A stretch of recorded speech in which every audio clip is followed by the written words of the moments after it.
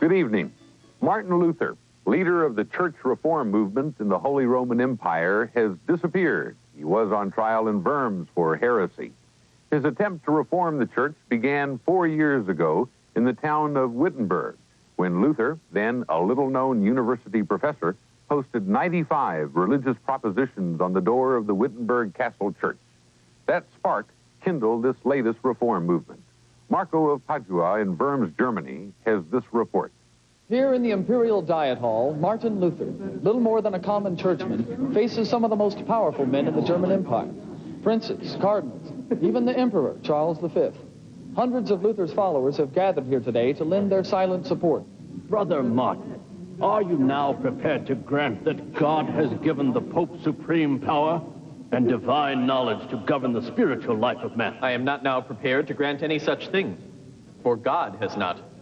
The Church alone has given him that power. Brother Martin, you are skirting dangerously close to outright heresy. I implore you recant or face excommunication. I cannot, sir. My conscience is captive to God. Here I stand. I can do no other. I ask you, Bishop, is it right to act against one's conscience? Conscience, Brother Martin. If you are not a heretic, the Pope is your conscience. Through his voice alone, God directs people to heaven. I respectfully disagree. The Pope sells worthless boards as pieces of the true cross. His words imply that money can end suffering in purgatory. No, Your Excellency. I prefer to listen only to God's voice. It speaks directly to the people through the Bible. Salvation is through faith in the mercy of God. Only in this way can any of us be saved, including you, Emperor Charles, and even Pope Leo himself.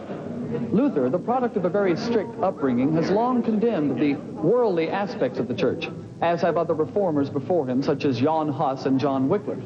Johann von Staupitz, Luther's mentor at Wittenberg, has come here to lend his support to his former protege. Dr. von Staupitz, what can you tell us about Martin's spiritual development? As a young man, he whipped himself raw, froze in his room during the winter, prayed on his knees until they were bloody, and fasted for days. If he had continued this regimen, he would almost certainly have tortured himself to death. It was only after he abandoned these practices that he learned the true lesson of God.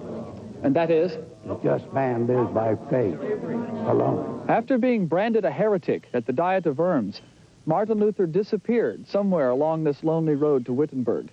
But alive or dead, his reform movement, or Reformation, has now captured the imagination of people all over Europe who despise spiritual abuses by a worldly church.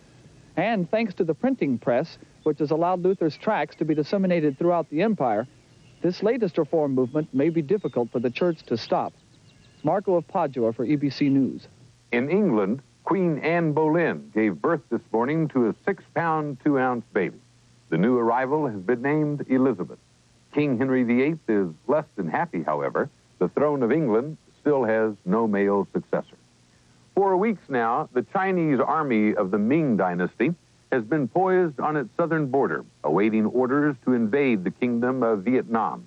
But today, Vietnamese leader Can Tho offered ritual submission to the Chinese emperor in exchange for a neutrality pact. The Chinese say they will suspend plans for an invasion until Vietnam's civil war is over.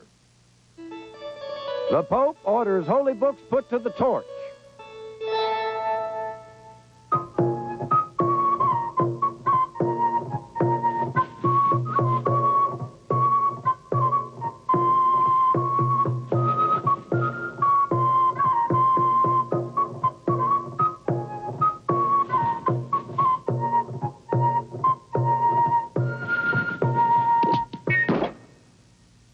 The musket. It's rewriting the rules of war. From Avelia's Armory. EBC News has just learned that the Spanish conquistador Hernan Cortez has taken the Aztec capital of Tenochtitlan, and that the Aztec king, Montezuma, is dead. There are rumors that the Aztecs were dying rapidly from smallpox, a disease they apparently caught from Cortez's men. Italian explorer Christopher Columbus died of an infection complicated by arthritis last night at the age of 55. His successful voyage in 1492 opened up the West Indies to Spanish domination, but his subsequent voyages were less successful. The new world Columbus discovered is now being called America, after Admiral Amerigo Vespucci.